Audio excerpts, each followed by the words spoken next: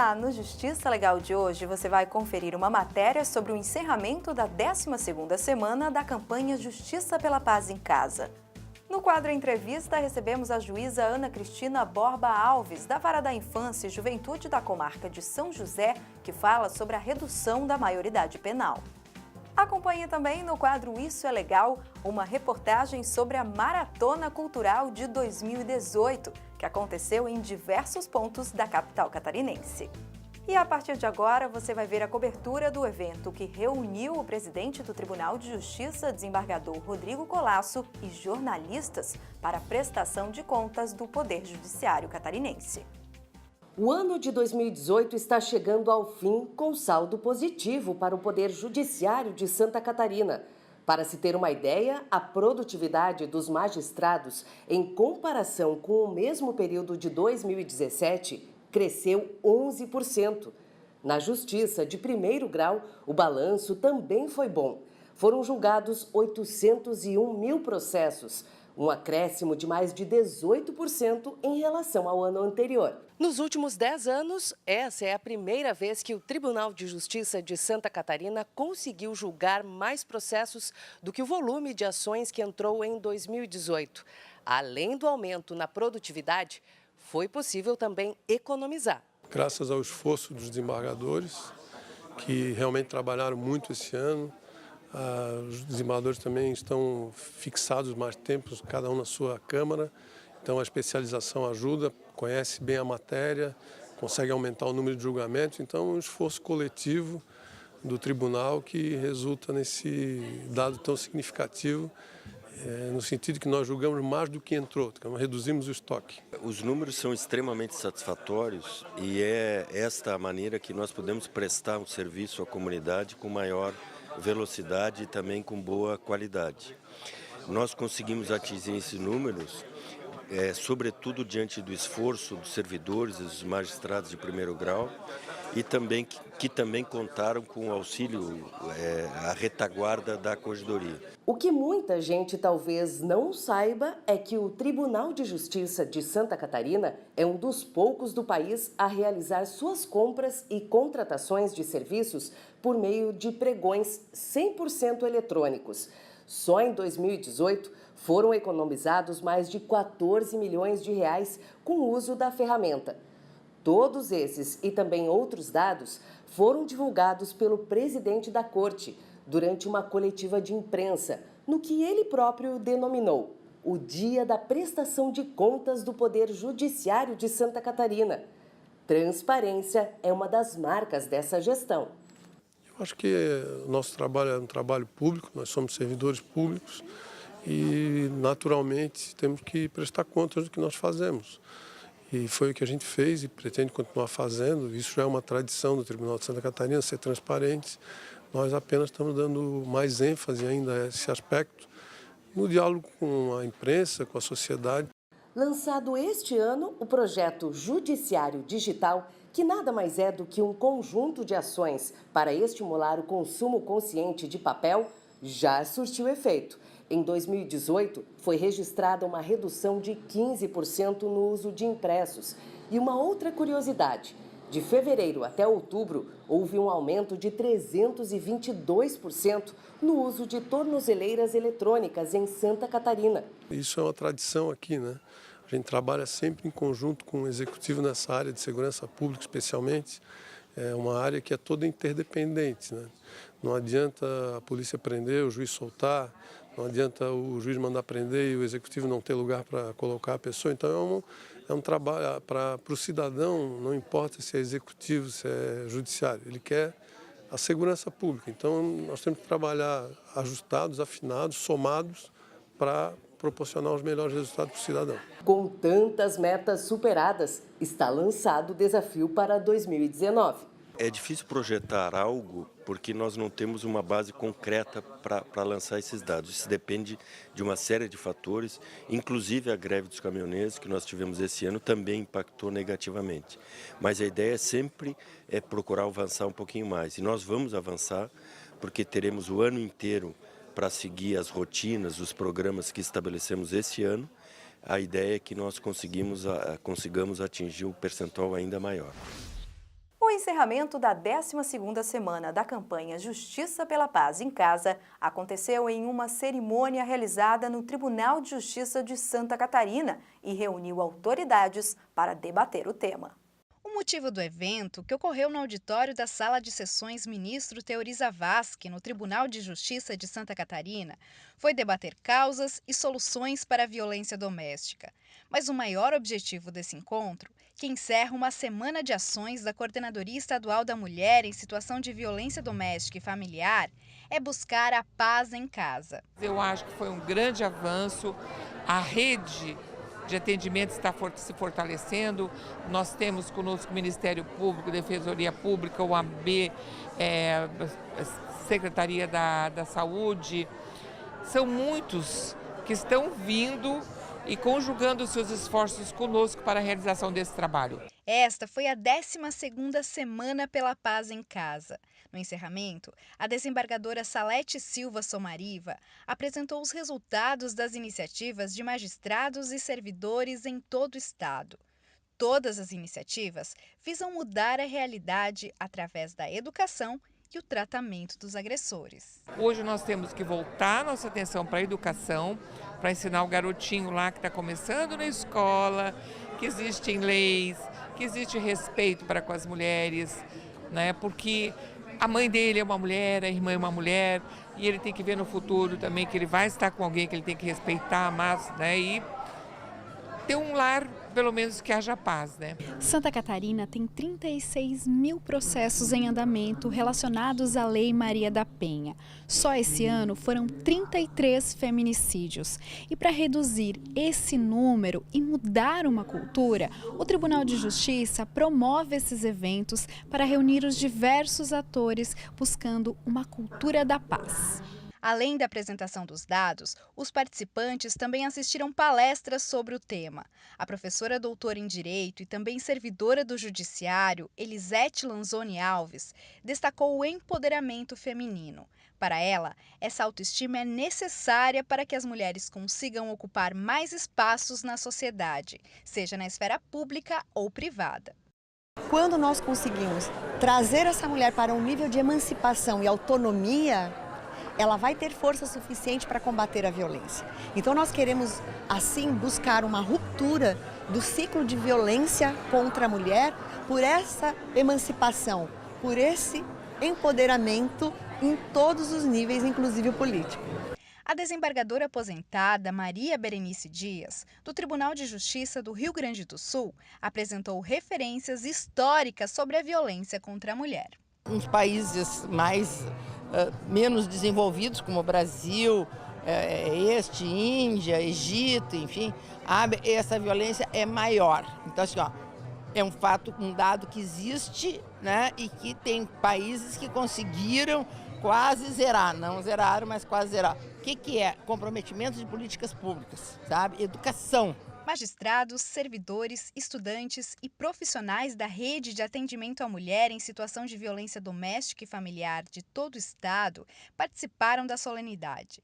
Para todos, este foi um espaço de debate, troca de experiências e aprendizado. Eu faço atendimento às vítimas de violência, faço atendimento ao público na minha comarca e eu recebo essas mulheres fragilizadas com muito tipo de violência física, psicológica, verbal. Então, assim, muitas que não identificam que é realmente violência. Então, esse incentivo do Tribunal de Justiça, ele é essencial para a gente, enquanto pessoa, enquanto profissional, para a gente se capacitar, se preparar para fazer esse atendimento e também para expandir com a rede de atendimento, CRES, CRAS, CAPS, todos os serviços que a gente utiliza.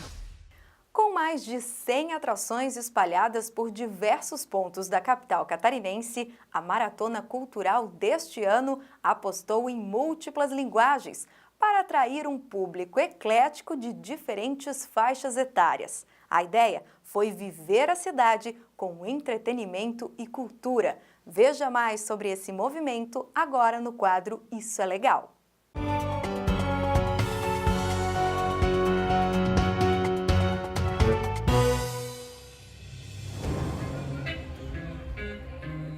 A Maratona Cultural de Florianópolis chega à sua 6ª edição com uma programação intensa, com apresentações teatrais, musicais, circenses, com dança, cinema, oficinas, exposições, tudo isso em apenas 2 dias.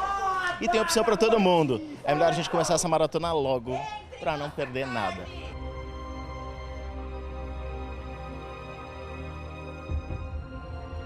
Ela já virou um evento que faz parte do calendário da cidade e ela tem uma importância por ser um dos poucos projetos que são viabilizados pela Lei Municipal de Incentivo, que é uma lei super importante. Nem todos os projetos, infelizmente, conseguem ser viabilizados. Então tem uma participação do município na aprovação dos projetos e da iniciativa privada, que é quem de fato deduz os seus impostos e permite que esse tipo de projeto aconteça. A Maratona Cultural é muito importante porque ela movimenta todo o setor artístico, cultural da cidade, dá a oportunidade para os munícipes a ter uma agenda cultural diversificada, promove uma movimentação na cidade incrível, nos espaços culturais, não só no centro, mas em outros espaços, né? No norte, no sul, no leste, no continente.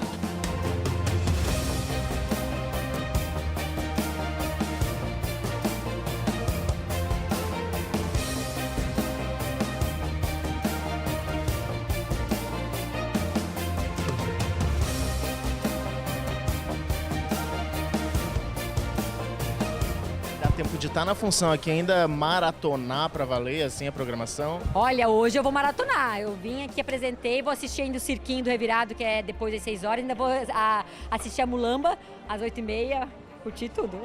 Todas as linguagens de graça, acessíveis, em lugares de fácil trânsito, é só para aproveitar.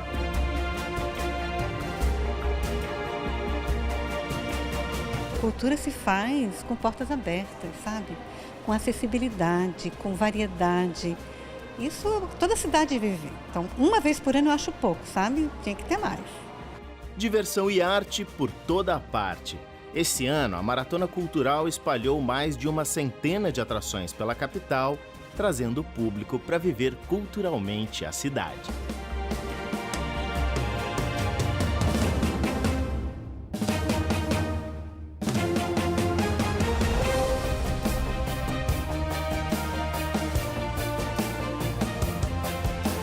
É um projeto que tem um propósito de humanizar os espaços públicos, né? A gente trazer para um final de semana, se você passar por qualquer outro dia aqui na região central, ela está vazia. As pessoas não costumam transitar aqui no centro no sábado à tarde, no domingo, o dia inteiro. E quando a gente faz esse tipo de evento aqui, a gente humaniza os espaços, né? Então a ideia é que as pessoas possam viver um pouco mais o centro.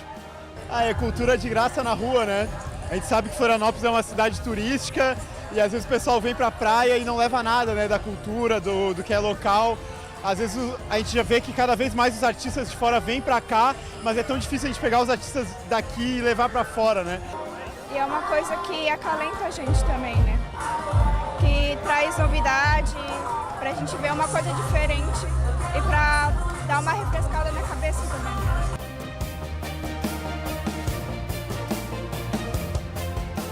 Cultura é uma coisa assim que aumenta a autoestima do povo, né?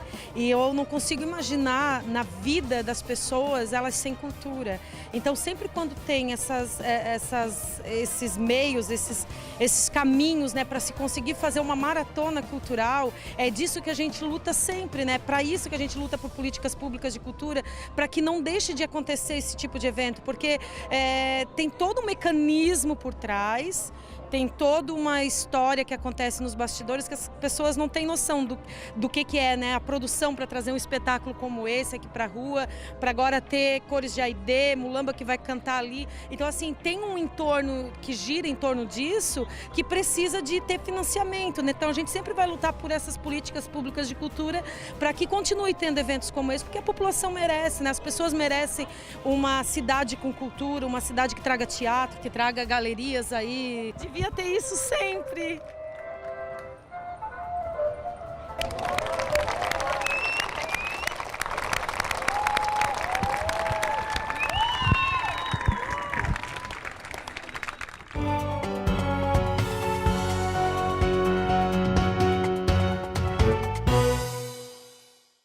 seguir no próximo bloco, no quadro Entrevista, a nossa convidada é a juíza Ana Cristina Borba Alves, da Vara da Infância e Juventude da Comarca de São José, que fala a respeito da redução da maioridade penal. É logo depois do intervalo, a gente volta já já.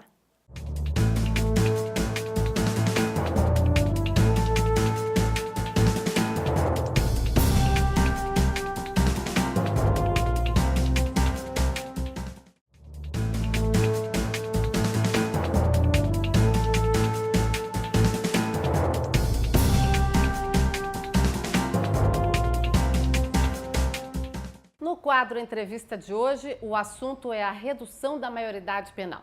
E é por isso que nós vamos conversar com a juíza da Vara da Infância e Juventude de São José, Ana Cristina Borba Alves. Muito obrigada por aceitar o convite. Eu que agradeço por dar a oportunidade de falar de um dos assuntos, um dos temas mais espinhosos e mais difíceis na jurisdição da infância e da juventude.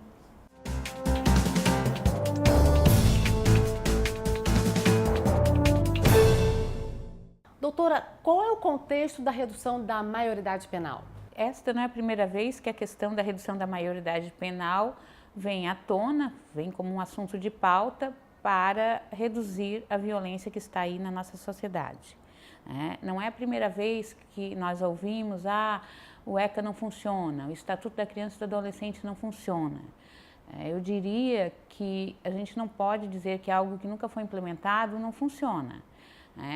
As políticas públicas previstas no Estatuto da Criança e do Adolescente, que são políticas que visariam a autonomia das famílias, da criança, do adolescente, até hoje, na sua grande maioria, nunca foram implementadas. Então, eu não posso dizer que algo que nunca foi implementado não funcionou. E na questão do adolescente em conflito com a lei também, esse discurso de que não dá nada, que nada acontece com o adolescente, não é um discurso verdadeiro, porque os adolescentes são responsabilizados sim por seus atos e são internados, né? O que é uma internação? É algo semelhante à prisão. Em determinados locais no Brasil, eles cumprem essa internação em locais muito piores do que as nossas penitenciárias. A proposta de emenda constitucional para a redução da maioridade penal de 18 para 16 anos está em tramitação no Senado Federal. Quais seriam os impactos da aprovação desta PEC para os adolescentes em conflito com a lei, para a sociedade e para o judiciário? Para o adolescente em conflito com a lei, para o adolescente, aquele adolescente que comete crime, eu diria que o Estado vai chegar antes, pela primeira vez na vida dele, com a prisão. Porque até antes, esse adolescente era invisível para o Estado. O adolescente que é apanhado pelo sistema socioeducativo, ou este adolescente que seria apanhado pelo sistema penal, são os nossos adolescentes da periferia. Então, são adolescentes em que o Estado nunca esteve presente antes, eles foram invisíveis até então. E tem outra questão, isso é uma questão do caráter biopsicológico desse adolescente. Não só o Estatuto enxerga dessa forma, mas vários países, também consideram que a idade mínima de 18 anos seria a idade em que ele já tem a sua personalidade formada. Em alguns países hoje tem propostas, inclusive, de elevar para 21 anos de idade a questão da maioridade. Para o judiciário, eu diria que para o processamento desses atos, não teria muito impacto, porque já existe, esses adolescentes já são responsabilizados, eles já respondem a um processo, já tramitam no judiciário um processo. Ele só deslocaria de uma vara da infância para uma vara criminal. E para a sociedade também vem como um discurso que é falso, de que a criminalização dos adolescentes resolveria o problema da violência que impera hoje na nossa sociedade. E por que eu digo que seria uma falsa impressão? Porque os dados estatísticos da Coordenação Nacional do Sistema Socioeducativo apontam que hoje, dos crimes graves cometidos na sociedade, apenas 3% são cometidos por adolescentes. Então, esses 3% apenas não resolveriam o problema violência e nem problema da criminalidade, que tem diversos outros fatores. Na sua opinião, a redução da maioridade penal é uma solução para reduzir a criminalidade entre os jovens? Eu vou expressar aqui não somente a minha opinião, mas também a opinião dos juízes brasileiros que trabalham diretamente com este adolescente em conflito com a lei. Nos dias 12 e 13 deste mês de novembro, nós participamos de um fórum nacional, o FONAJUVE, Fórum Nacional da Justiça Juvenil, que tem como objeto de discussão o adolescente em conflito com a lei, a socioeducação. Lá estavam aproximadamente 100 juízes especializados do Brasil e, por unanimidade, foi expressada a contrariedade à proposta de redução da maioridade penal. E não só neste fórum, na sexta-feira que passou, o Tribunal de Justiça de Santa Catarina recebeu, sediou o Encontro Nacional dos Coordenadores da Infância e da Juventude. E nesse encontro também saiu uma proposição de contrariedade nessa proposta de redução da maioridade penal. Qual é a sua avaliação da redução da maioridade penal diante da realidade social e carcerária do país? Toda essa clientela que faz parte, hoje, na sua grande maioria, do sistema socioeducativo e do sistema carcerário, é uma população que vem da periferia. O início da carreira criminal de um adolescente geralmente se inicia quando ele é cooptado pelo tráfico, porque na grande maioria das vezes a única oportunidade que ele tem de ascender socialmente é o tráfico. A Organização Internacional do Trabalho, inclusive, tem considerado hoje que o tráfico é um dos maiores índices de trabalho escravo infantil. Eles só não têm dados estatísticos, eles não conseguem lá autuar o dono da boca. Mas eles tratam, eles olham, inclusive, assim, que nós, juízes da vara da infância, nós acabamos de criminalizar uma vítima, porque eles são vítimas de um trabalho escravo e muito mais grave, porque é um trabalho ilegal. E se nós formos ver hoje, assim, quem que está lá na boca vendendo a droga no varejo? A grande maioria são os adolescentes. Eles são cooptados. Eu tenho dito que os senhores do tráfico têm sido muito mais eficazes em adotar, ainda que sejam às avessas, esses nossos adolescentes, do que nós enquanto Estado, família, sociedade, poder judiciário. E da realidade carcerária, com relação a isso? A situação carcerária também, ela está, o sistema carcerário brasileiro está superlotado. Eu falo não só aqui em Santa Catarina, mas no Brasil inteiro. Há um déficit muito grande de vagas. Também não resolveria a questão se a gente fosse ter como uma premissa verdadeira de que são os adolescentes responsáveis pela violência, a gente teria um problema de não ter para onde encaminhá-los após uma decretação de uma prisão. Que medidas podem ser tomadas para substituir a redução da maioridade penal?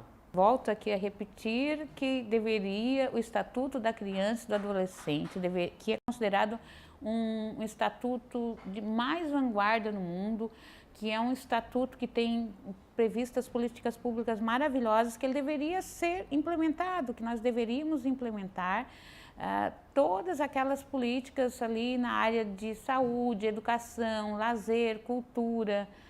O que acontece com esse nosso adolescente? O Gilberto Dimerstein, que fala sempre, ele até escreveu um livro sobre essa temática chamado Cidadãos de Papel, que nossas crianças e adolescentes são cidadãos só no papel, porque concretamente o Estado brasileiro ainda não olhou por eles.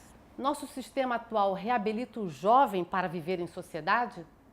Se ele fosse implementado como previsto no Estatuto da Criança e do Adolescente e no SINASE, que recentemente virou uma lei, que é Sistema Nacional do Atendimento Socioeducativo, reabilitaria sim. Nós temos alguns exemplos em alguns estados brasileiros que implementaram uma política bem aproximada do que é previsto no Estatuto do Adolescente e no SINASE e que consegue dar um outro encaminhamento a esse adolescente que lá é inserido.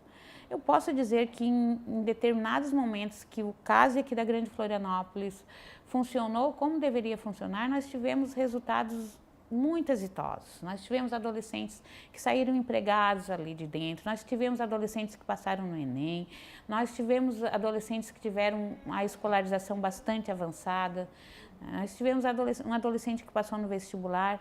Então, por isso todos nós que atuamos nessa área, por isso que é nossa luta, porque nós acreditamos que se for ofertado um atendimento socioeducativo como previsto, é possível sim dar um outro encaminhamento para esse adolescente, que não a criminalidade.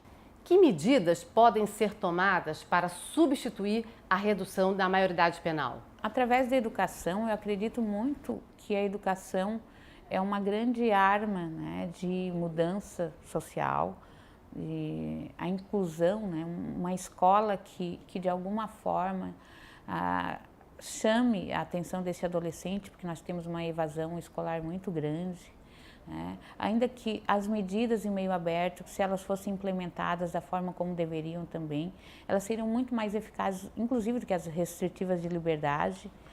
E já há exemplos disso no Brasil, de quem conseguiu, o Estado que conseguiu implementar as medidas em meio aberto, aproximada da forma prevista no Estatuto e no SINASE, o índice de reincidência foi baixíssimo. Eles conseguiram incluir esse adolescente na escolarização, na profissionalização, na família, né, que existe um trabalho grande a ser feito, porque a grande maioria desses adolescentes vem de uma família desestruturada, né, com um número muito grande de irmãos, onde não existe quase nunca presente a figura do pai, que existe uma mãe que tem que ser a provedora, que diz o não, que dá carinho, e ela não tem dado conta, que elas vêm, batem na nossa porta pedindo socorro, não estou dando conta mais desse menino. Quem tem criado esses meninos é a rua, quem tem educado é a rua, e como eu falei antes, facilmente eles são cooptados, pelo crime organizado, pelo tráfico. Dados estatísticos do FBI, a Polícia Federal Americana, e também da Secretaria Nacional de Segurança Pública revelam que houve um aumento da criminalidade entre os jovens. No entanto, na contramão do Brasil, 5 estados americanos aumentaram a maioridade penal depois que a Corte Suprema Americana realizou pesquisas na área de neurociência que revelam que o cérebro do adolescente aos 18 anos não tem maturidade e que, por isso, ele não poderia ser responsabilizado pelos seus crimes. Qual é a sua avaliação dessa diferença entre os dois países democráticos? Eu diria que a diferença é que lá nos Estados Unidos eles levam a sério as pesquisas e todo o saber produzido na academia, nas universidades, nos institutos de pesquisas, e aqui nós não levamos, porque é só nós vermos qual é o discurso que é para diminuir a violência, né? Para diminuir a criminalidade de atos mais violentos. E, no entanto, nós ignoramos, né? As propostas ignoram, inclusive, os nossos dados estatísticos. Como eu falei antes, que apenas 3% desses adolescentes cometem crimes, são responsáveis pelos crimes violentos cometidos no Brasil. Nós estamos indo, inclusive, na contramão, não só desses estados dos Estados Unidos, mas de outros países da Europa também, que já têm repensado a questão da maioridade para ir aos 21 anos e não aos 18. Conversamos então com a juíza da Vara da Infância e Juventude de São José, Ana Cristina Borba Alves. Muito obrigada. Eu que agradeço a oportunidade. Graças. O quadro Entrevista de hoje fica por aqui. Nós voltamos na semana que vem. Até lá!